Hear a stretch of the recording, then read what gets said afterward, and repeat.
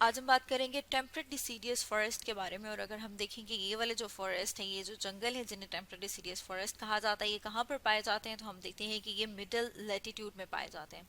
तो जैसे कि यहाँ पर हम डायग्राम में देख रहे हैं लैटिट्यूड, और इसमें हम देख रहे हैं कि मिड में प्रेजेंट है टेम्परेट डिसीडियस फॉरेस्ट। और अगर टेम्परेट क्लाइमेट की बात की जाए तो हम कहते हैं कि क्लाइमेट जो है वो मौसम, वहाँ का आबो हवा वो जो है वो मुतदिल होता है। मतलब ये कि वहाँ पर ना बहुत ज़्यादा गर्मी ना बहुत ज़्यादा सर्दी पड़ती है, इसलिए हम कहते हैं कि टेम्परेट क्लाइमेट। और अगर वर्ड डिसीडियस की बात करें कि डिसीडियस का क्या मतलब है, तो हम देखते हैं कि डिसीडियस का मतलब है कि वहाँ पर उस फॉरेस्ट में, उस जंगल में जो दरख्त पाए जाते हैं वो सीजन के साथ साथ चेंज होते हैं। जैसे यहाँ पर हम डायग्राम देख रहे हैं टेम्परेट डिसीडियस फॉरेस्ट की, और अगर हम साथ में एक और डायग्राम देखें जिसमें क्लियर होगा कि किस तरह से सीजन्स में इनके जो ट्री हैं वो चेंज होते हैं। तो जैसे यहाँ पर हम अपने सामने डायग्राम में देख रहे हैं 4 सीजन्स दिखाए हुए हैं, चारों मौसम दिखाए हुए हैं टेम्परेट डिसीडियस फॉरेस्ट। और फिर हम देख रहे हैं कि उसमें ट्रीज जो हैं वो किस तरह से उसमें चेंजेस आ रही हैं। तो सबसे पहले अगर हम बात करें स्प्रिंग सीजन की, तो स्प्रिंग सीजन वो वाला सीजन है जिसमें पत्ते लीव्स दोबारा से ग्रो करना स्टार्ट करते हैं। जैसे कि यहाँ पर हम देख रहे हैं जो छोटे छोटे से डॉट्स दिखा रहे हैं, ये शो कर रही हैं कि यहाँ पर न्यू लीव्स, न्यू पत्ते जो हैं वो ग्रो करना स्टार्ट करते हैं। इसके साथ साथ हम लेयर्स देख रहे हैं जो कि हम फर्दर डिस्कस करेंगे। अभी हम बात करेंगे समर की, कि समर में हम देखते हैं कि जो इनका ग्रोथ है वो ज़्यादा फास्ट हो जाएगी, और फिर फर्दर हम देखते हैं कि जो लीव्स हैं वो कम्प्लीटली ग्रो करेंगे। इसके अलावा अगर हम फॉल की बात करें तो फिर हम देखते हैं कि जो इनके लीव्स हैं, इनके पत्ते, वो आहिस्ता आहिस्ता उनका कलर चेंज होना स्टार्ट होता है। और जब कलर चेंज होना स्टार्ट होता है उसके साथ साथ जब हम विंटर की बात करते हैं कि ये पत्ते गिर जाएंगे।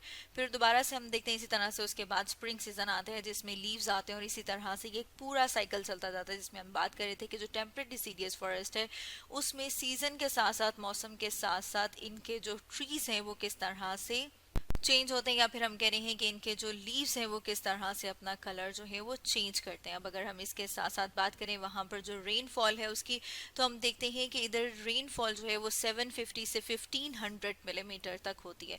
और अगर साथ में हम टेम्परेचर की बात करें, मतलब ये कि जो दर्जा हरारत, अगर उसकी बात करें कि जो टेम्परेट डिसीडियस फॉरेस्ट है वहाँ का जो टेम्परेचर है, वहाँ का जो दर्जा हरारत है, जैसे कि हम ऊपर बात कर रहे थे कि वो बहुत ज़्यादा ना तो गर्म होगा ना बहुत ज़्यादा सर्द, टेम्परेट है, मतलब ये कि मोतदिल। तो अगर रेंज की बात करें तो जैसे कि यहाँ पर हम डायग्राम में देख रहे हैं कि 4 से 30 डिग्री की रेंज में वहाँ का टेम्परेचर है।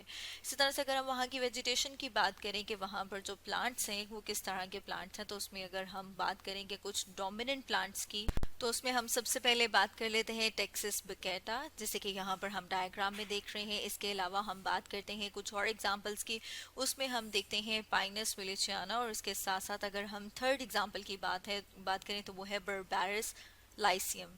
तो जैसे कि यहाँ पर हम डायग्राम में देख रहे हैं पाइनस विलिचियाना, और अगर हम थर्ड एग्जांपल जो है अगर उसको साथ में डायग्राम से देखें तो जैसे कि यहाँ पर हम देख रहे हैं बर्बेरिस लाइसियम की डायग्राम है। इसके साथ साथ हम देखते हैं कि जो टेम्परेट डिसीडियस फॉरेस्ट हैं उनकी जो वेजिटेशन है उसको हम डिवाइड कर सकते हैं लेयर्स में। तो अगर हम सबसे ऊपर वाली टॉप वाली लेयर की बात करें जिसे कि ट्री लेयर कहा जाता है, तो जो ट्री लेयर है उसके हम देख रहे हैं कि जो दरख्त है उनके जो लीव्स हैं, उनके जो पत्ते हैं और ब्रांचेस हैं, वो मिलके एक रूफ की तरह का, एक छत की तरह का स्ट्रक्चर बनाती हैं, जिन्हें के कहा जाता है कैनोपी। मतलब इस लेयर को हम क्या कहेंगे, इस लेयर को कहेंगे कैनोपी। और अगर हम यहाँ पे जो दरख्त मौजूद हैं, जो ट्रीज हैं, अगर उनकी हाइट की बात करें तो वो हम देखते हैं कि तकरीबन 8 से 30 मीटर तक टॉल होते हैं। मतलब ये कि 8 से 30 मीटर तक लंबे दरख्त जो हैं वो वहाँ पर पाए जाते हैं, और उनके जो टॉप है, जो उनका अपर लेयर है, वो मिल के जो एक रूफ की तरह का स्ट्रक्चर बनाता है उसे कहा जाता है कैनोपी। उसके बाद अगर हम नीचे देखें तो हम देख रहे हैं वहाँ पर लोअर कैनोपी ट्रीज है, मतलब जो उस कैनोपी के नीचे। इसके अलावा हम देख रहे हैं यहाँ पर जो मिड रेंज के ट्रीज हैं वो क्या बना रहे हैं, वो बना रहे हैं अंडर स्टोरी ट्रीज। इसके साथ साथ हम देखते हैं कि यहाँ पर जो अंडर स्टोरी ट्रीज है, अगर हम उनमें देखें कि क्या मौजूद है, उसमें ज़्यादातर श्रब्स पाई जाती हैं। श्रब्स कहा जाता है जो झाड़ी नुमा प्लांट्स हैं उनको, और उनकी हाइट अगर हम देखें कितनी होगी तो हम देख रहे हैं कि 5 मीटर।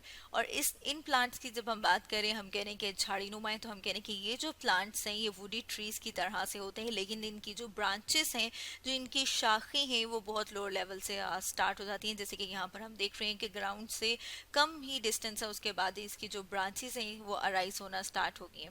इसके अलावा बिल्कुल अगर हम इस लेयर की बात करें तो वो है हर्ब लेयर। हर्ब लेयर में फर्दर हम देखते हैं कि ग्रासेस, फर्न्स, इसके अलावा जो हर्बेशियस प्लांट्स हैं वो मिलके जो लेयर बनाते हैं उसे कहा जाता है हर्ब लेयर। तो ये तो हमने डिस्कस किया वेजिटेशन ऑफ डिसीडियस फॉरेस्ट के बारे में, और साथ में इसके जो एनिमल्स है, मतलब ये कि जो टेम्परेट डिसीडियस फॉरेस्ट के एनिमल्स और सॉइल कंडीशन के बारे में डिस्कस करेंगे अपनी नेक्स्ट वीडियो में।